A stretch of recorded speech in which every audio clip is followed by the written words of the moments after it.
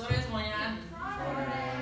Oke, sebelum saya perkenalan, saya pengen ada tes konsentrasi dulu ya, biar kita mencairkan suasana dulu sedikit. Oke, sekarang saya akan kasih beberapa perintah. Semuanya coba ikutin. Bisa? Bisa. Oke, sekarang semuanya angkat tangan kanan. Bikin 2 jari peace, 3 jari. Bikin lambang tembakan.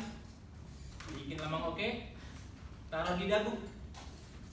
Dagunya di mana? Di sini dagu, bukan di sini ya. Oke, jadi perkenalkan, nama saya Eldia Zaka Maisa, dan pada sore hari ini saya akan membawa sebuah topik yang mungkin sedikit jarang orang-orang yang peduli, tapi mungkin beberapa orang kepo ya, yaitu tentang pikiran bawah sadar dan hubungannya dengan hipnosis. Oke. Hipnosis. Nah, siapa yang pernah dengar hipnosis? Dengar, kalau dengar pasti pernah dong, ya gitu banyak kan. Tapi kalau tahu tentang hipnosis mungkin masih kurang ya. Nah, jadi kita bedah dulu tentang pikiran. Jadi pikiran itu apa? Pikiran itu pusat kesadaran kita, di mana kita menganalisa, kita menyimpan emosi kita, kita memiliki kebiasaan, itu semua disimpan di pikiran kita. Nah, menurut seorang tokoh psikolog yaitu Sigmund Freud, dia mengatakan bahwa pikiran kita ini 88% perilaku kita itu diatur oleh yang namanya subconscious mind atau pikiran bawah sadar, dan 12% lainnya itu diatur oleh conscious mind kita atau pikiran sadar kita. Nah, sebelumnya kita bahas dulu tentang bagian-bagian pikiran kita nih. Jadi secara umum pikiran itu dibagi jadi 3. Pertama, conscious mind. Nah, conscious mind ini kita pakai untuk menganalisa, kita pakai untuk pikiran rasional kita, logika kita, dan di situ juga tersimpan yang namanya short term memory. Itu dia kenapa kalau kita baru dapat informasi kita sering cepat lupa gitu ya. Nah, yang kedua itu namanya subconscious mind atau pikiran bawah sadar. Nah, di sini seperti yang dijelaskan oleh Sigmund Freud tadi, terdapat 88% dari perilaku kita itu dilakukan oleh subconscious mind kita. Nah, di subconscious mind kita ini ada kebiasaan kita atau habit kita, terus ada emosi kita, keyakinan kita, intuisi, kreativitas, percaya diri.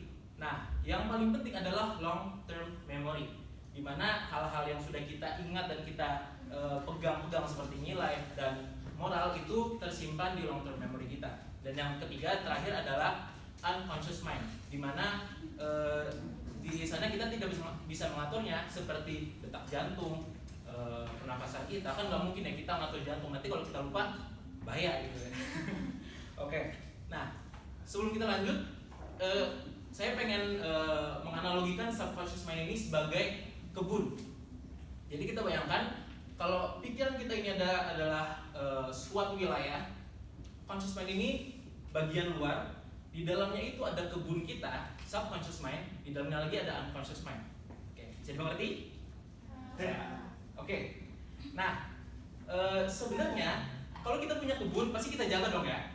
Nah, di otak kita ini, di antara subconscious mind dan conscious mind kita ada yang namanya mental filter, atau bahasa ilmiahnya reticular activating system. Mungkin agak susah ya, kita bilangnya RAS saja. Jadi RAS atau RAS dan mental filter. Nah, mental filter ini nggak tiba-tiba ada dari kita kecil. Dari kita lahir sampai kita sekitar umur 7 tahun mungkin, hal-hal yang kita terima itu kita tidak bisa filter karena kita tidak punya informasi sama sekali, betul? Nah, maka dari itu banyak dari kejadian-kejadian pas kita kecil, cara orang tua mendidik kita itu kita pegang erat dan menjadi moral, nilai ataupun kebiasaan kita hingga saat ini. Nah, dari umur 7 tahun ke atas kita sudah mulai bisa untuk memfilter hal-hal yang ingin kita terima atau yang tidak ingin kita terima. Nah, disinilah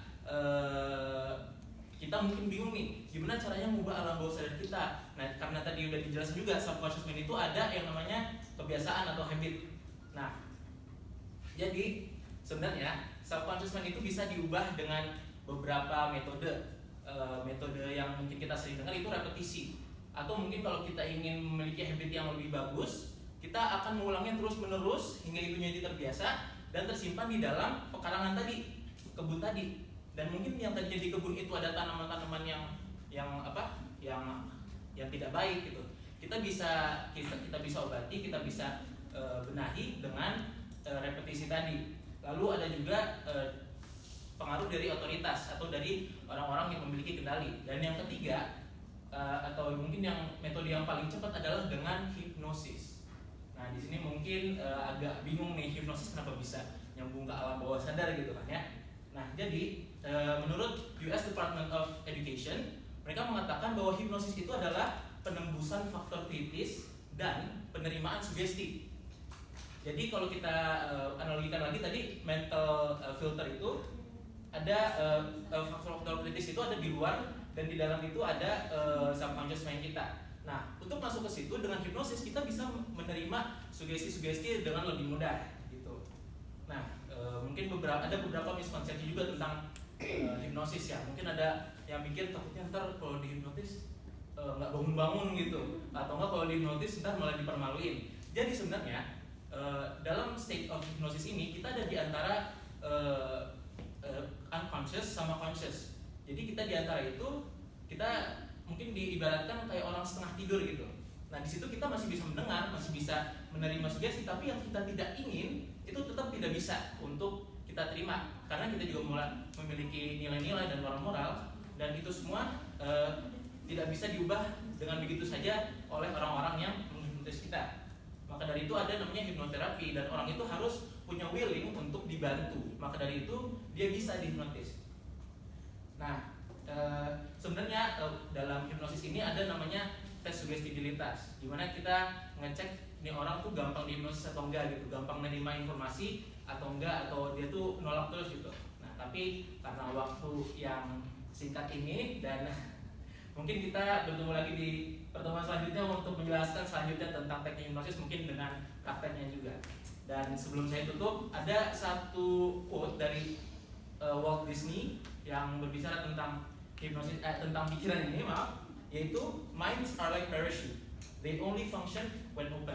Jadi pikiran kita itu bagaikan parasut, dia hanya bekerja ketika kita terbuka. Baik, terima kasih atas perhatiannya. Saya El, terima kasih.